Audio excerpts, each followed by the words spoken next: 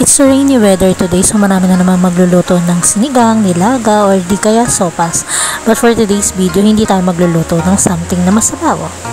Anyway, ingat po tayo sa panahon ngayon. Huwag muna lumabas dahil nga malakas yung ulan. In this video, I'll be making sesame cucumber. Daming dala ng kapatid kong cucumber. Binigay ng nanay ng boyfriend niya. So, thank you, inay, sa cucumber.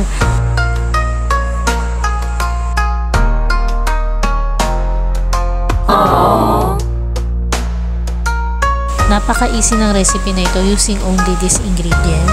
Hindi ko na nabidyohan yung pagtanggal ko ng excess water sa cucumber, so ginawan ko ng paraan. First, isosoak nyo sa salt yung cucumber for about mga 30 minutes. And then, after nun, tatanggalin nyo yung excess ng water ng cucumber. Then, i-rinse nyo ulit siya sa running water. Yung recipe na to is inspired sa isang Japanese restaurant. Pero itong ginawa ko is Pinoy style. Hindi man ganun na ganun yung ingredients, pero ganun na ganun yung lasa naman. Promise. Pinoy style kasi kung ano lang meron sa kitchen namin. Kung paano ko ginawa yung sesame seed, bali papakita ko rin sa inyo. So, ni-roast ko lang naman yun sa pan, yung sesame seed. And then, after nun, nilagay ko sa mortar and pestle. Then, kung familiar kayo sa Yabo ritual, ganun ko siya ginarind. Parang ganito. Yan, ganyan. Napakadali lang naman. So, kailangan maging powdery yung sesame seed. Bakit ba ginaganito? Kasi mas lalo lumalabas yung flavor at aroma ng sesame seed pag nag-grind siya. At mas masarap siya talaga. So, in a bowl, lagay na natin yung sesame oil. Bahala na kayo kung gaano kadami yung gagamitin yung sesame oil. Depende sa dami ng cucumber na gagawin nyo. Yung ganito karami for me is enough. A little bit of MSG for umami flavor.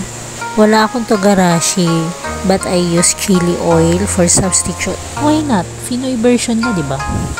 Hindi ko ubusin yung chili oil kasi yung kapatid ko hindi masyado sa maanghang. So, kayo din, depende sa inyo kung gaano ka-spicy yung gusto nyo. Next, a dash of ground black pepper. And then, mag-add din tayo ng sugar. Nag-add din ako ng salt, di ko na lang na-videohan for technical reason. So, add na natin yung grind sesame seed, pero magtitira tayo ng half para sa garnishing natin later. So, i-mix well lang natin siya until well combined. Naglagay nga pala ako ng konting-konti lang naman na suka para may konting asim yung dressing natin. Para maging balanse yung lasa. So, in this bowl, dito natin ilalagay yung cucumber. Itotoss natin siya together until ma-well covered yung cucumber ng dressing. So, tignan nyo din kung okay na sa inyo yung lasa. Pero ako nag-add pa ako ng konting sugar. Try nyo itong recipe na to. Hindi nyo na kailangan pumunta sa mamahaling restaurant at gumastos para makatikim ng ganito kasarap na cucumber salad. Sobrang sarap nito. Buti na lang talaga, binigyan yung sis ko ng cucumber, so nag-crave ako bigla sa sesame cucumber na ramenagi. Napagawa tuloy ako nito. Grabe yung sarap. Nagustuhan niya nga eh. Kaya nagpagawa ulit siya ngayon. Have you tried sesame Q in ramenagi? Ganito yung lasa nun. Promise. I guaranteed you 100%. Bakit ka mo? Dahil, dati ako nag-work sa ramenagi. Thank you, ramenagi.